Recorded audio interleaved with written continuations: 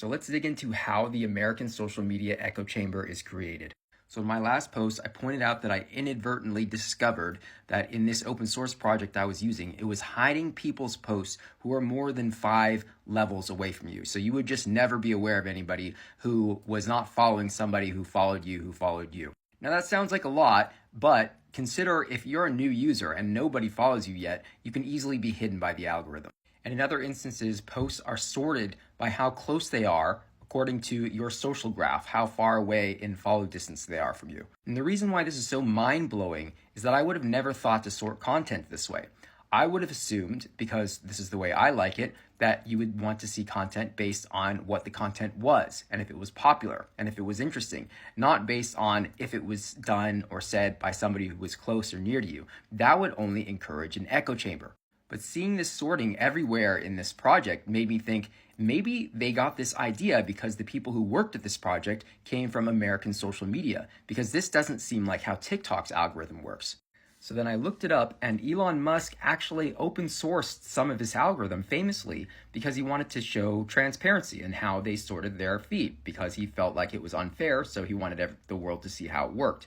So his team actually created 2 repositories that have some of the algorithm. Now, they probably moved a little bit beyond this point, but this is about 2 years old.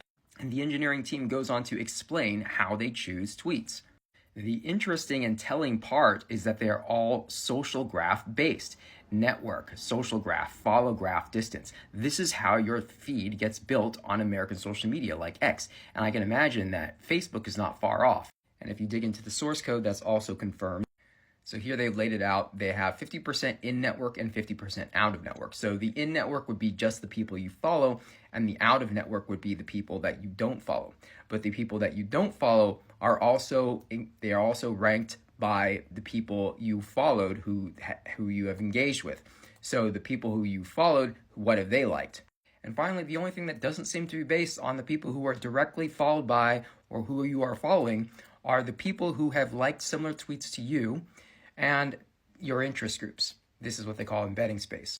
And this would be 145,000 communities, which they have sort of arbitrarily created. So basically, even when you're not in the echo chamber, you are in the echo chamber. You will just never see a tweet that they don't think that you're not interested in, because the entire thing is designed to increase engagement. That's all it is, engagement. But this is the worst. After that, they run these filters, and one of the filters is social proof. Exclude out-of-network tweets without a second-degree connection to the tweet as a quality safeguard. In other words, ensure someone you follow engaged with the tweet or follows the tweet author. That means you have to be within 2 degrees of the tweet, or you will never see it. This ensures that you will be stuck in your echo chamber. So while they say 50% of the tweets are from people you follow and 50% of the tweets are from people you don't follow, the other 50% is highly filtered to still be in your network.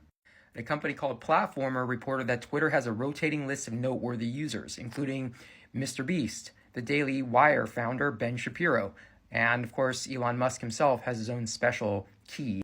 There's a label of whether or not someone is a power user. So this would, explain why whenever you see someone that's completely outside of your network, it's only a celebrity. Now, I can't get my hands on the Facebook algorithm, but all of this would explain why TikTok is so different from X and so different from Facebook, and why when you use TikTok, it feels like you're seeing new and interesting content. And why when you look at Facebook or Twitter, you're just seeing old, stale content or a bunch of celebrities yapping about nonsense one-liners. So I've been building the feed system for etch.social, which is a decentralized social network platform I'm building, and that's why I've been digging so much into feeds.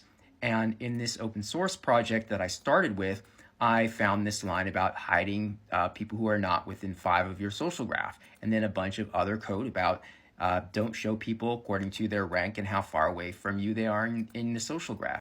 And this is something I've noticed as a user of American social media, is that why does the feed system work so poorly in comparison to TikTok?